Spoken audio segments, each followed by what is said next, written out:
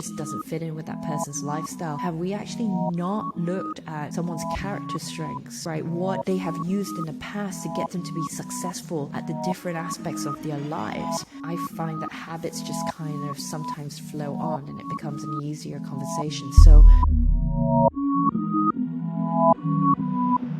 Trish, I have a confession. And the confession is, I haven't had a period. I know, TMI right away. I haven't had my period since 2016. wow. And we are now in 2023. I don't exactly know the reason for it, but when my period stopped, that was a year before cancer. And obviously, after cancer happened with chemotherapy and a whole bunch of that, my period never came back. I was diagnosed with menopause because of chemotherapy. And just to be transparent, my age right now is 37. I understand that the roadblock there was I wasn't getting the information I was hoping for whenever I talked to gynecologists and my oncologist, especially when I ask questions about, got a question about my period, will it ever come back, further information other than this is what your symptoms are right now, this is what the report says. I felt frustrated before. And you were the first person who I actually got the most information from about this case. And I know I'm not alone. First of all, thank you for being here and gracing us with your service and your knowledge and your wisdom and your sharing. Take it away. Wow, that's a lot. That's a lot to begin with. I think first and foremost, this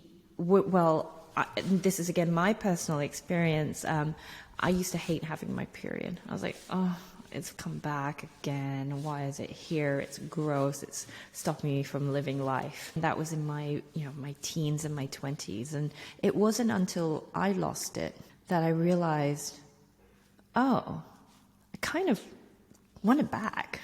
I think we fail to understand first and foremost as women is that your menstrual cycle and your menstruation is actually a key indicator of your health. For a menstruating female, okay, that's an indicator of you having reproductive capability. For your brain, and your brain is what controls every single decision in your body. It's more the, autonomous brain, the brain that sits behind what your thoughts are and what your wants are, right? And it's making millions of decisions on a daily basis. Do I upregulate ghrelin because I'm hungry? That's the hunger hormone. Do I start increasing progesterone to start building that uterus lining? There's a lot of decisions the brains make, and if the brain says, I don't need, in a menstruating age female, I don't need to reproduce because my environment that I'm constantly evaluating or reassessing, which is what your brain is doing, is not conducive for reproduction. There's war going on. There's, and I'm not talking like war, but there's so many stressors that your body's like, well, I need to preserve, right? And then it shuts down that function because it says, I don't need this right now.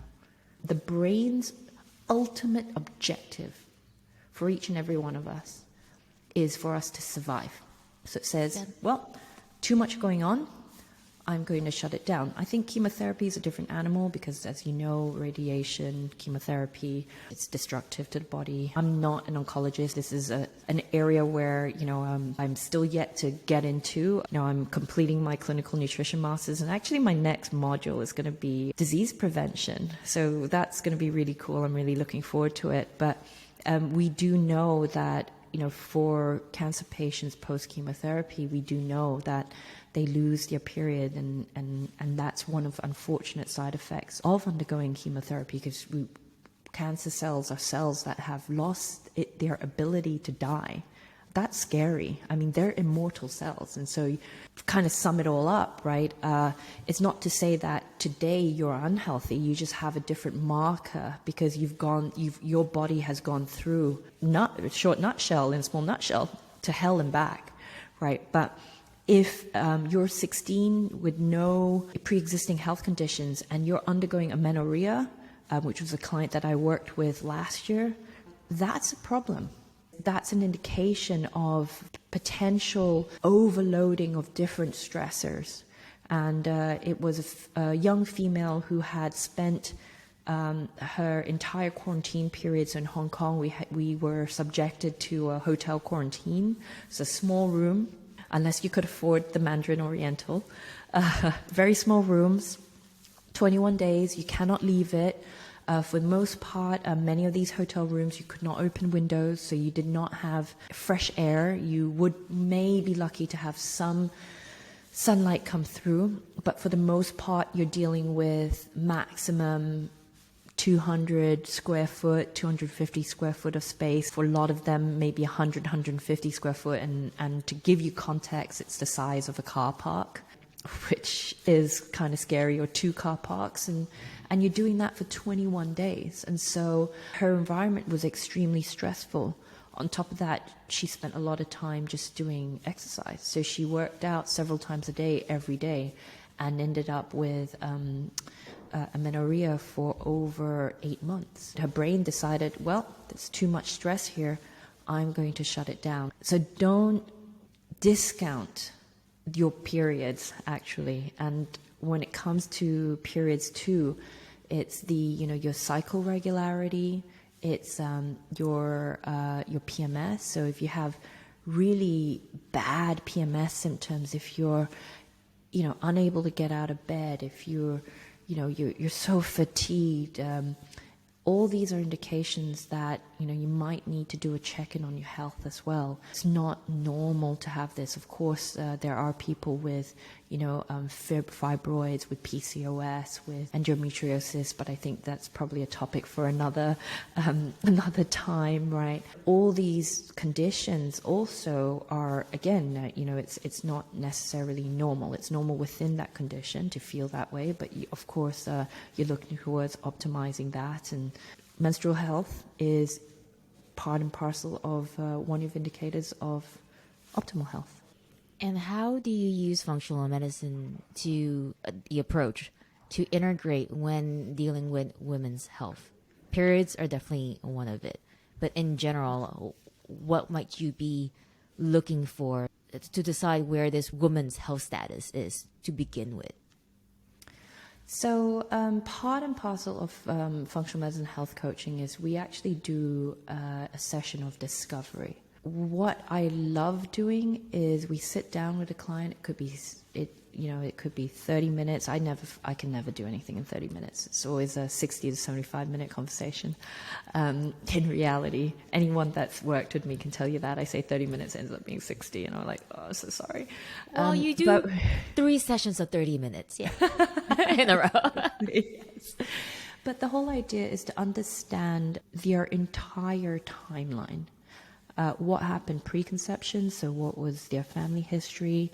Are they, when they were born, was it a stressful pregnancy that their mother had? Were they born vaginal or C-section? Were they breastfed, bottle-fed? What was it like growing up? Did they have any medical issues going up?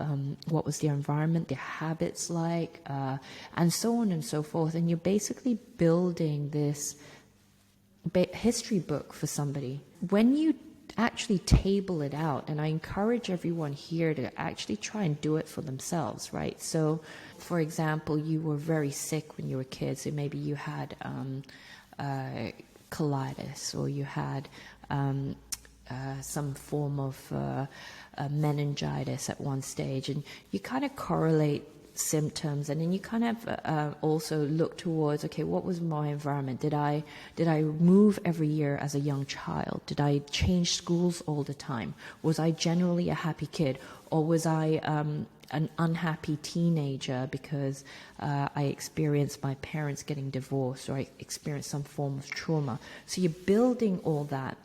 And then what you'll actually see is the status over the years of your health, right? And that already gives you a very good picture of maybe your physical, mental, emotional state today. Then you can take a approach of, okay, going back to the last episode, let's test, right? You do the relevant testing with somebody who understands what to test for.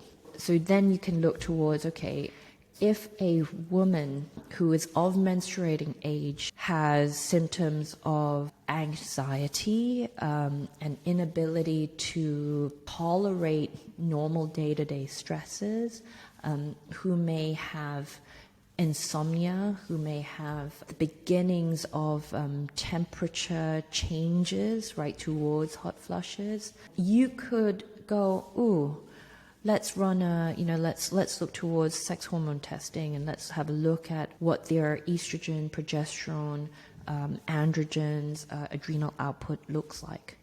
And more often than not, when I do run these things, I can actually correlate, the results to these things. But these are, like you said, you just get the results, right? And you just kind of go, okay, these are your results. These are the findings. These are what I correlate to how you're feeling now. So when you then merge it with the health coaching piece, you need to look towards what are then the lifestyle interventions, dietary recommendations, the other things that I need to now do in order to change this. This is the hard bit. This is the difficult bit, because it's going to depend a lot on the person that you're working with. Are they prepared to make a change? Where are they in the stages of change? Are they ready to make a change? So if they are, how much change are they ready to make? Right? How much change are they able to make? So this then becomes a longer discussion when you get the findings, and this is where that historical timeline, that history book that I build for someone to understand them on paper as well, is really, really useful, because then I go, okay, well, if they said to me that they grew up as a stressed, anxious child and teenager, their history is just marked by stress and anxiety. From a health coaching perspective, I know that I can work with them a little bit on, understanding breathing exercises. I can help with perhaps, in program design as a strength coach, going, okay, right, when, I would never use the terms, let's work to failure. We know that they need to walk out of session feeling uplifted, but I may actually need to refer back to my black book of allied health professionals and ask permission for the client to say, hey, there's, the stress and anxiety is something that I can't completely work with you on, because I'm not an expert. I'm not a psychotherapist. I'm not a counselor. I'm not a psychologist. Would you be willing to work with somebody on this? And that's where I then look towards referring out. If it's something that I can work with, so for example, if they have had, let's call it, loads of antibiotics growing up as a kid and their teens, right? And maybe they were also on acne medication, Roaccutane, which can really wreck the gut. And they've just experienced something like 15 years of bloat, right, and abdominal pain and gas, particularly after eating food. And so then these are changes where I say, okay, right, these are more changes that I can work with. So we can look towards, doing a gut restoring protocol. We can look towards making sure that the food that they're choosing is almost closer towards being pre-digested. So instead of having raw vegetables all the time, maybe we cook the vegetables to break the bonds down so that it's easier for the person to digest, or to stay away from foods that are, really high in fat. So maybe they need fat, but they can't have too much fat at any one go. So we're looking at dosing their fat sources and sticking to good fat sources. So it really depends on the person, what's within my scope as a functional medicine health coach, and my other qualifications. And then the third thing is, it's a relationship, it's a dance, it's a communication piece. How do you feel about this? Can I brainstorm with you what we can do to, what are the little things that you can do to incorporate having smaller meals in your life? Is this even possible? It's not a hand-holding, it's not a dictatorship, we're not babysitting.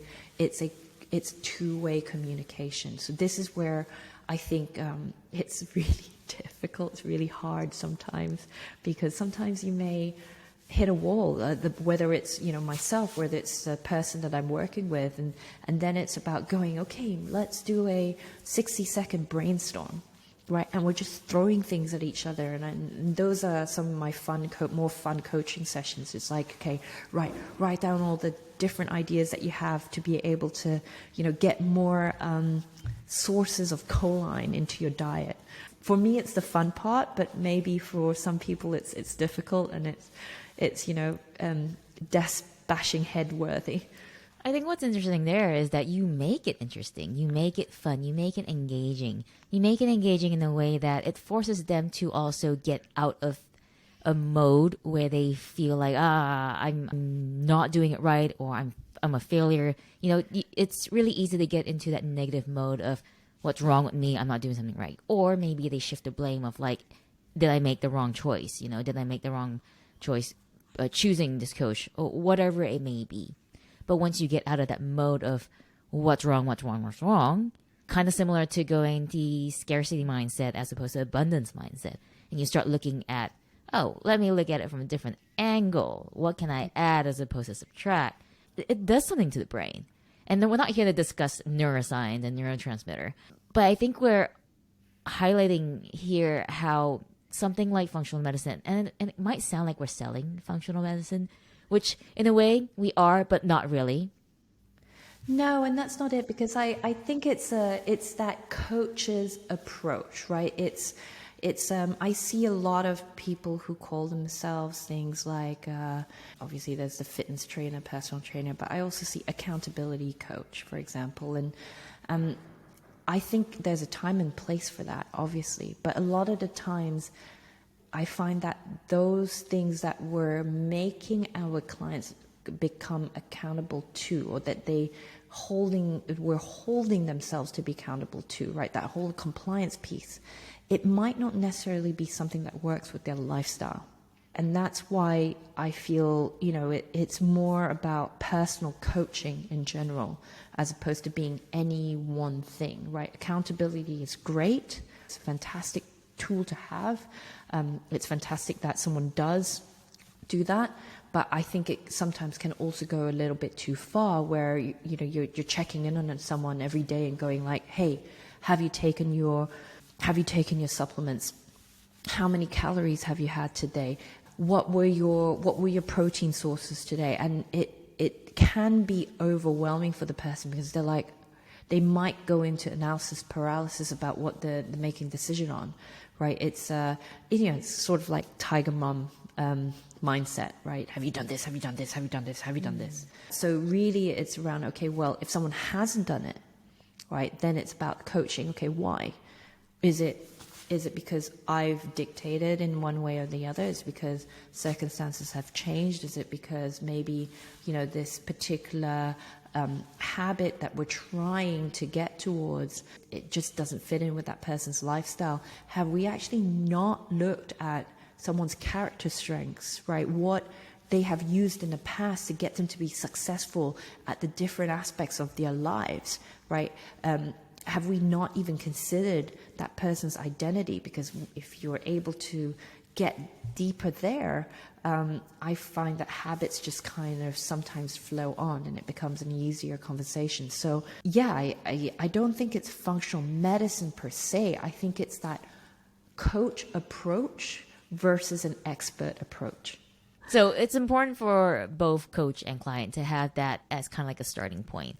As you said, this has to be like a partnership. This is a relationship. It's not a one-way street. And if both start at a more aligned perspective, at least you can look forward and understand each other's responsibility and role just a little better, and just to manage expectations from each other as well.